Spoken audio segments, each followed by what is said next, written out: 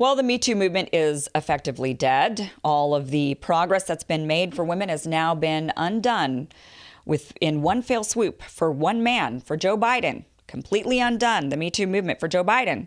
Also completely undoing the progressive movement for Joe Biden. Just one man ruining movement after movement. Delaware Senator Chris Coons defended Joe Biden, saying journalists did a lot of digging into the Tara Reade sexual assault allegations and found nothing. I know Joe. I know his life, his character, his record.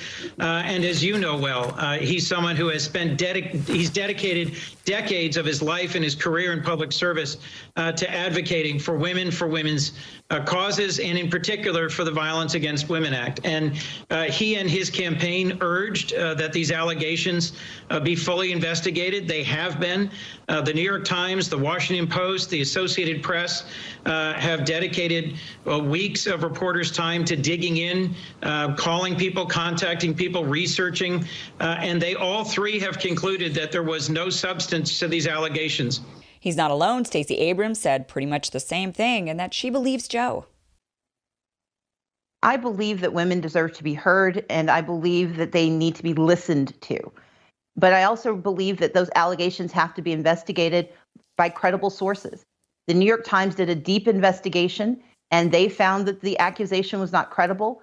I believe Joe Biden. I believe that he is a person who has demonstrated that his love of family, his love of our community has been made perfectly clear through his work as a congressional leader and as an American leader. I know Joe Biden, and I think that he is telling the truth and that this did not happen. And here's Kirsten Gillibrand.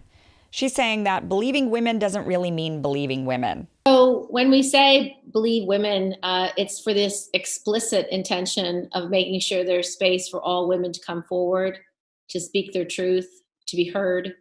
And in this allegation, that is what Tara Reade has done. She has come forward, she has spoken, and they've done an investigation in several outlets.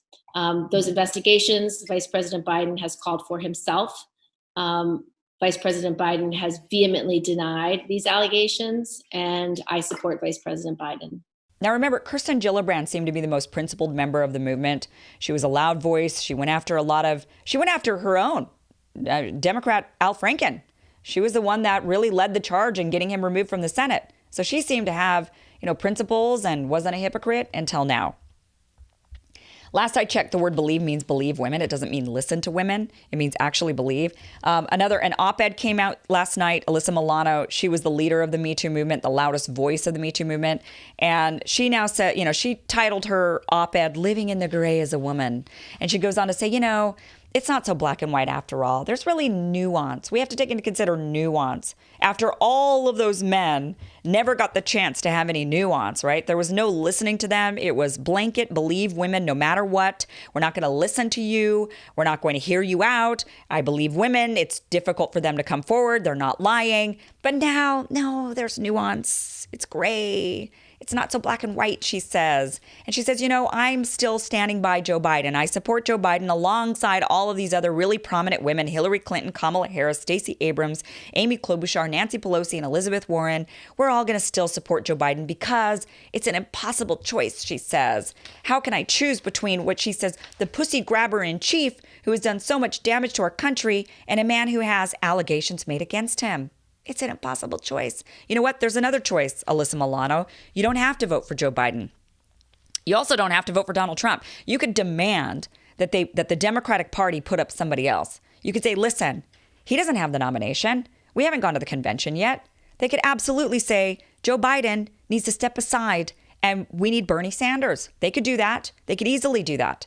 Or they could even replace Joe Biden with somebody else and go to the convention and say, okay, the choice is no longer Joe. It's, whoever their new favorite is of the day. It's Andrew Cuomo, I think, right now. Or maybe they'd want to go with Stacey Abrams or, they try out somebody who didn't run. They did it before in 1972. Hubert Humphreys, who ended up with the Democratic nomination.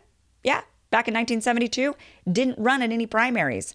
They just put him forward and he got all the delegates because that's how it works. Your vote in the primary is just a signaling to the Democratic Party of who you would like. It just signals to them. But ultimately at the convention, it's the delegates who decide. So they have more choices. They don't have to have Joe. This is not actually an impossible choice. The thing that's the most disgusting about this is that Tara Reade actually has a lot of evidence showing that Joe Biden absolutely did this. She's back in, so if you don't know what happened, the story, just briefly, I'll tell you that back in 92, 93, when she was working as an assistant for Joe Biden, she was delivering him his gym bag at the base in the basement of the Capitol building, where he came onto her, he pushed her up against a wall, he digitally assaulted her. She pushed him away and he said, "Come on, man, I heard you liked me." And she then went to her supervisors and said she was being sexually harassed. They ended up demoting her and putting her in some other scenario where she was working in a room alone and she no longer was supervising the 3 interns that she was in charge of. Now, those records exist. They are being housed at the University of Delaware, but the University of Delaware will not release those records. They say they're not going to release them until 2 years after Joe Biden leaves public life. So we've got on record her working for Joe Biden. We also have on record the names of those interns. Those interns could be contacted for corroboration, but we can't because the University of Delaware is holding those documents hostage. But shortly after the incident, there's other information. So it's not just, oh, well, we don't have any actual evidence. Shortly after the incident, Tara actually told several people. She told her mother, her brother, a neighbor, and a colleague. Her mom in 1993 actually called in to Larry King when he was on CNN and he had some Senate experts on his show. She called into the show to ask them about her daughter's legal situation. Watch this. San Luis Obispo, California. Hello. Yes, hello. I'm wondering what a staffer would do besides go to the press in Washington.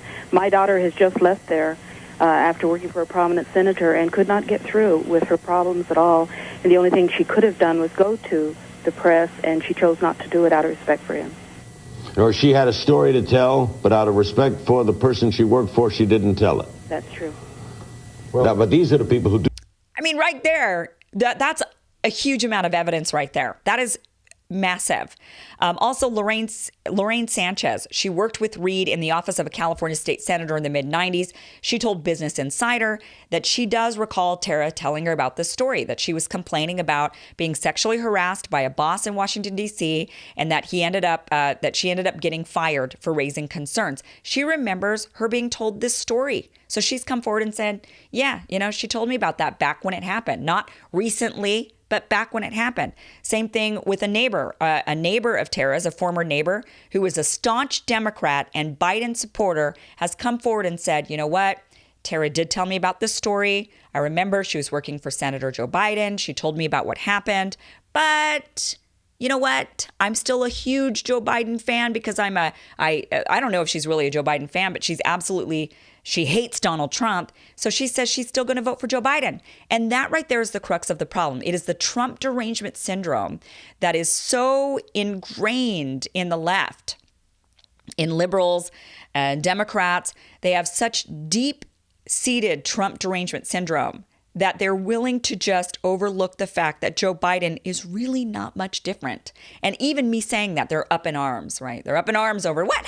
How dare you say he's not much different? Of course he is. He's not nearly as bad as Donald Trump. And that's what Alyssa Milano and so many others are saying as well. Okay, listen, if you've done it once, it's okay. But it's when you do it multiple times that it's a problem. So you can sexually assault a woman one time. It's when you do it over and over. That's when we got an issue. That is the message they're sending. And they're sending a message to thousands and thousands of women that it is okay to come out and speak up, move forward. It's the Me Too movement, except for this roster of men that they say these are the untouchables. These are the untouchables. You're allowed to come forward and tell your truth and tell your story and finally seek justice, except in certain scenarios, which completely undoes the entire Me Too movement. It has been completely undone in one fell swoop with Joe Biden.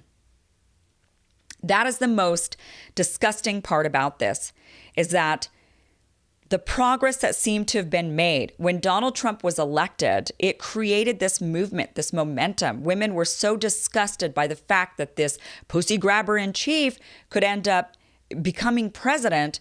We were so disgusted by that. I know I absolutely was. I was mortified and disgusted by it, and still am, that it created this movement that finally allowed women to be heard, that finally allowed women to tell their stories.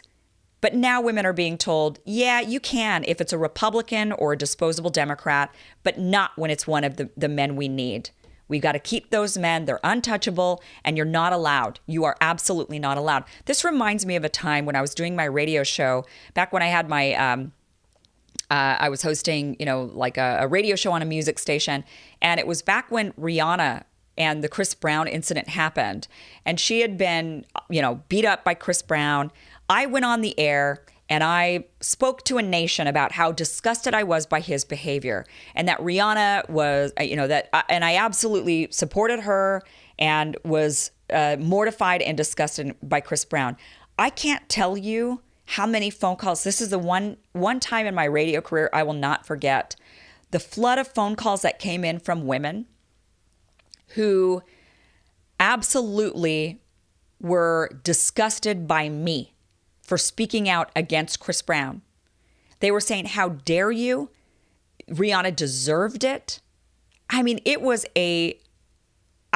hundreds of women called into the radio show. Hundreds of women called in to say, to defend Chris Brown. Hundreds of women. And it shocked me. It shocked my producers. We all sat there mortified that this was happening. We could not understand.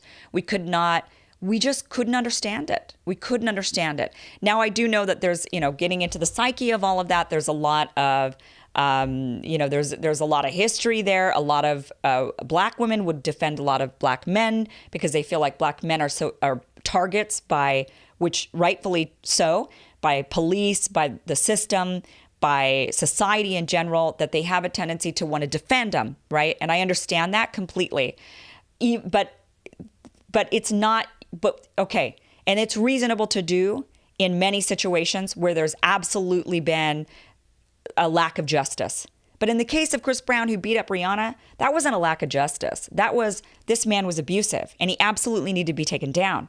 And that is what's going on with Joe Biden right now. It's that these Democrat women have come forward. They say, well, okay, listen, we just can't let this Democrat lose. We need this Democrat. This is one that, we can't target him. We can't go after him.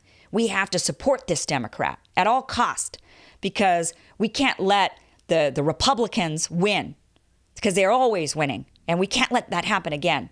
So we're going to overlook this crime, and we're going to defend him at all costs. And how dare you come after him? And I understand, I understand where they're coming from, just like I understood where these women were coming from with Chris Brown, but it's still shocking and it's still wrong. I understand that slight nuance there of, but, we can't let this happen because men are always targeted. We can't let one of our role models or the person that's representing that we're looking for to move us ahead, to lead the charge or whatever it might be. We just can't let this one fall. And it's no different than the women that criticized the women who stood next to Donald Trump, the women that supported Trump when he was being elected, the women that voted for him. And all of these Democrats and liberals said, oh my gosh, how dare you? How disgusting that you would stand next to him. And those women said, but he stands for our Republican principles. He's against, he's pro-life, or he's pro, whatever it is, right? Pro-gun, pro-life. He's for our Christian values. And so they stood next to him because they said, but. There's always this but. And it's absolutely disgusting. There is no but. Okay? You just find somebody else. There are better people. It's just like Brett Kavanaugh. Whether you believe the accusations or not, the fact of the matter is that there's only 9 seats for the U.S. Supreme Court. And you're telling me out of a nation of 320 million, we can't find one person that's better, that doesn't have any accusations against him? Neil Gorsuch didn't have any accusations against him. You might not have liked the guy. You might have felt like it was a stolen seat, that it belonged to Merrick Garland, whatever you might have thought. But nonetheless, there are people out there who do not have any sexual allegations against them, that have actually led honorable lives. You might not agree with them, but they're still not going to have anybody come out of the woodwork to say, you know what? This person did some shit. You're not going to see that. There are better people. So the media, the Democratic establishment, these activist voices like Alyssa Milano that are now just falling in line to support Joe Biden, it's absolutely disgusting. And it's undone the entire Me Too movement in one fell swoop. Thank you so much for watching. Please subscribe, hit the bell. Also, you can support the channel. There are some links down below. I appreciate you watching.